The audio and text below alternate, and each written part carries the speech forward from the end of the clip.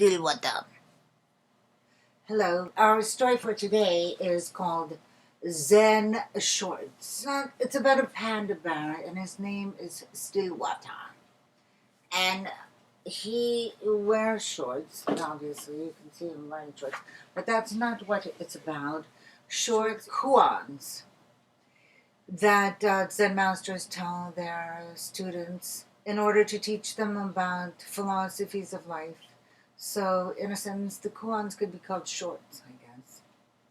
And that's what it's about, Zen shorts. Michael! There's a bell outside! What?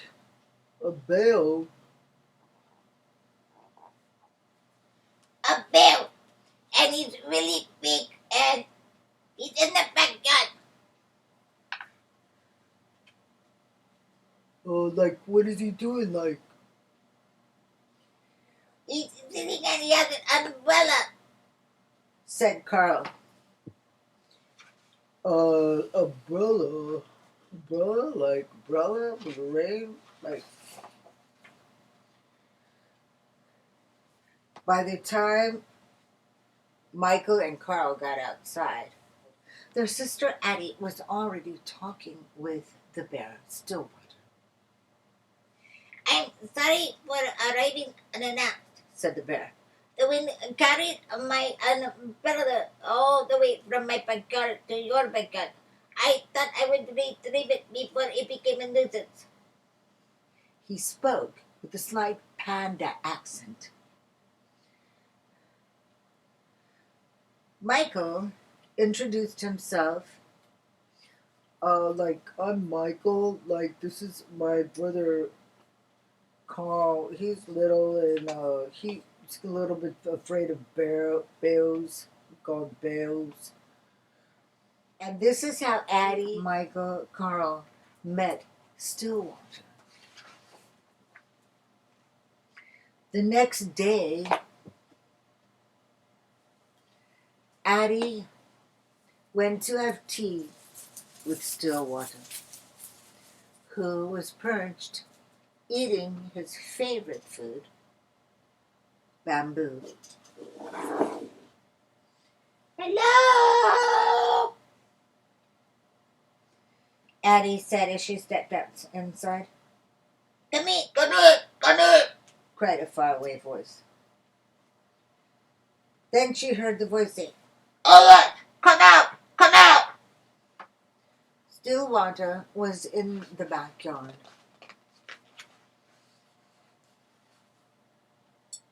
There you are in the tree.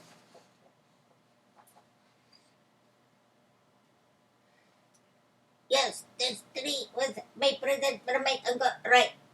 Said Stillwater. He always gives a present for his birthday to celebrate the day he was born.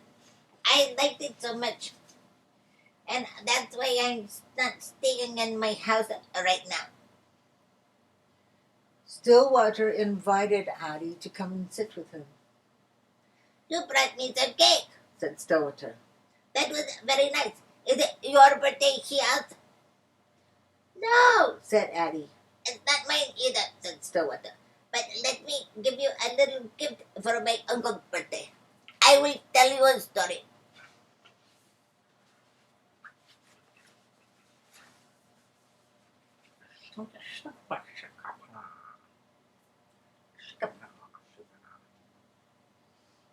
My uncle Rai lived alone in a small house up on a hill. He didn't own many things. He lived a simple life, and one evening he discovered that he had a visitor. A robber had broken into his house and was ravaging through my uncle's things. The robber did not notice Uncle Rai. And then when my uncle said, the rabbit was so startled it almost fell down. My uncle smiled at the rabbit and shook his head.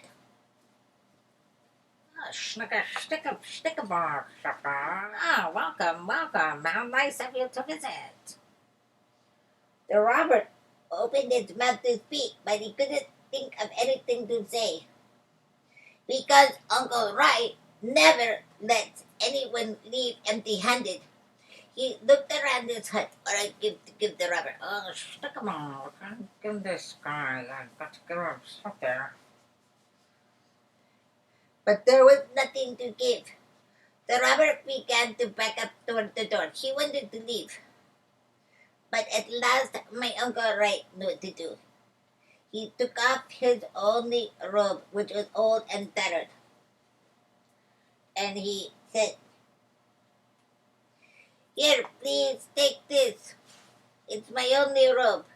It's all I have to give you."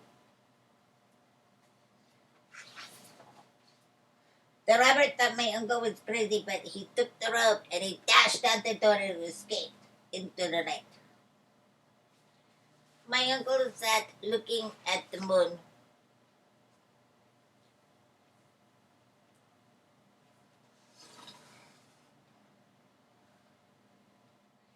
Its silvery indigo light spilling over the mountains and making all things quite beautiful. Ah, stick around. That poor man that wanted the uncle. All I had to give him was my tattered robe. If only I could have given him this wonderful moon. Ah, schnickabar. Schnickabar, schnickabar.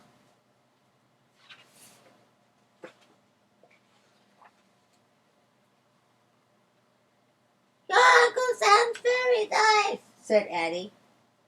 I don't think I would have given him my robe.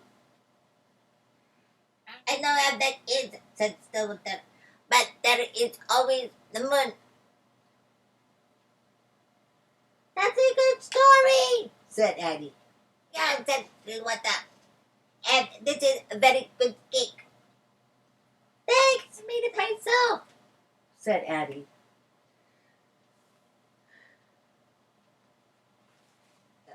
The next day, Michael went to see Stillwater. "Here I am," Stillwater called from the tree. Could I come up, Stillwater? "If you're careful," said Stillwater.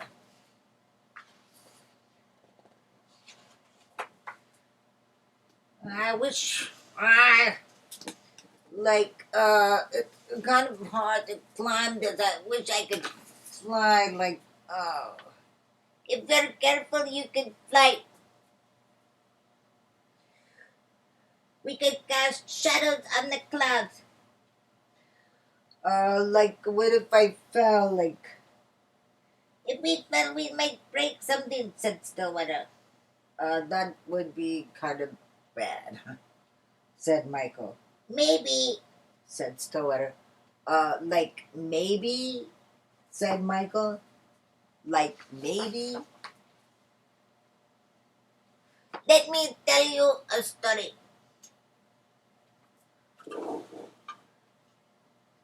Once there was an old farmer who worked for many years, his crop for many years. One day, his horse ran away.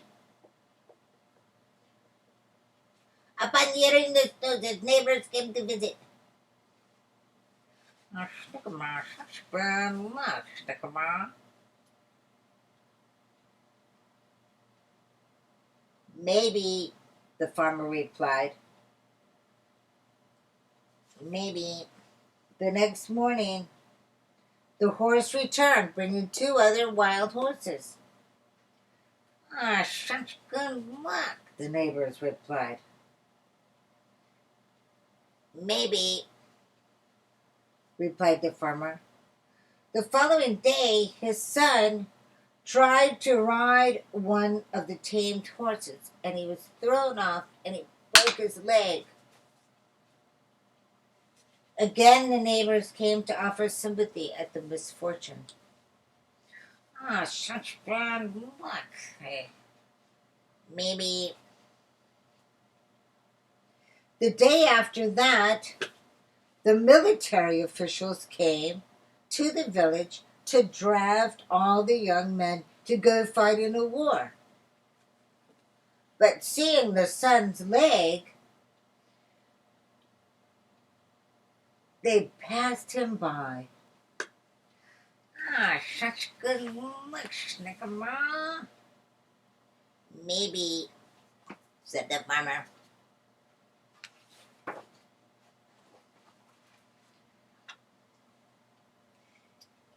Like I get it. Like maybe good luck and bad luck are all mixed up. Like you'll never know what happened next. Like Yes, Stillwater agreed. You'll never know what happens next.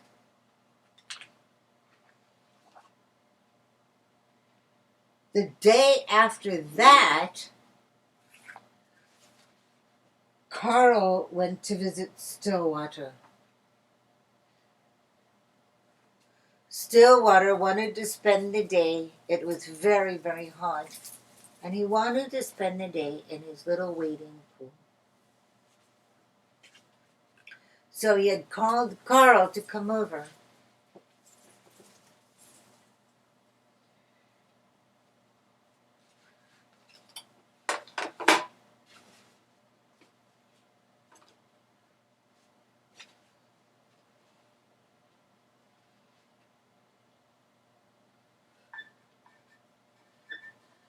Michael said I couldn't bring any of this stuff to go swimming. I'm mad at Michael. He's always telling me what to do. So I brought every single thing. Said Stillwater. It's a little full.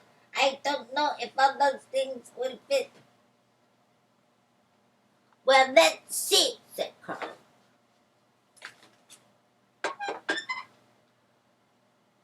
Stillwater looked at the pool. The things can go swimming, but we can't, He said. I brought too much stuff. Said Carl. That's okay, said Stillwater. I'll help you carry them home later.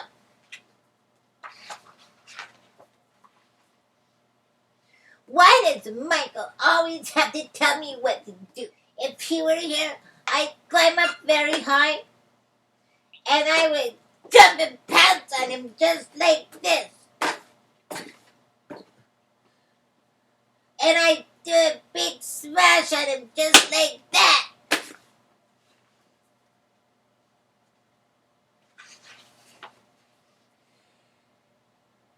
Later, Carl and Stillwater had tea. Carl, Said Stillwater. you spent the whole day being angry with Michael. Did you notice how much fun that we had? Carl watched the steam rise up from his cut. I'm sorry I brought all this stuff, said Carl. You don't need to be sorry, said Stillwater. Right now, you need to carry. Hold on tight, and I will tell you a story.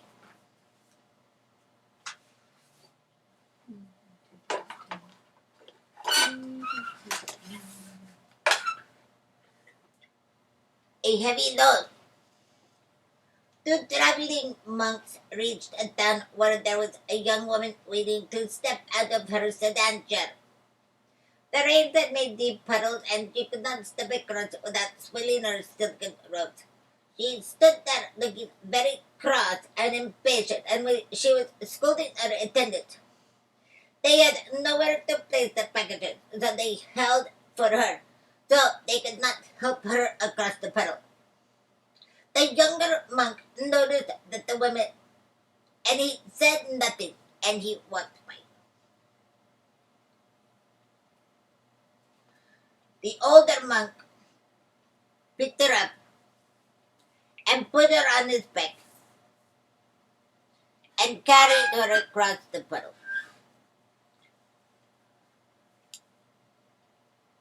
He put her down on the other side. But she didn't thank the older monk. Instead, she just shoved him out of the way. He's stupid. And then she departed.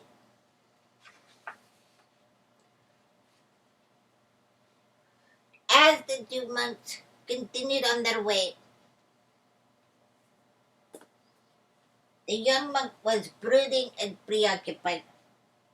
After several hours unable to hold his silence, he spoke out. That woman back there, she was very selfish and rude, and she picked you up, and you picked her up and carried her on your back. She didn't even thank you. Yes, I set the woman down hours ago, said the older monk. Why are you still carrying her? Don't you think you've carried it long enough? Said Stillwater. Yes, said Carl. Good, said Stillwater. And this is how Addie, Michael, and Carl became friends with Stillwater.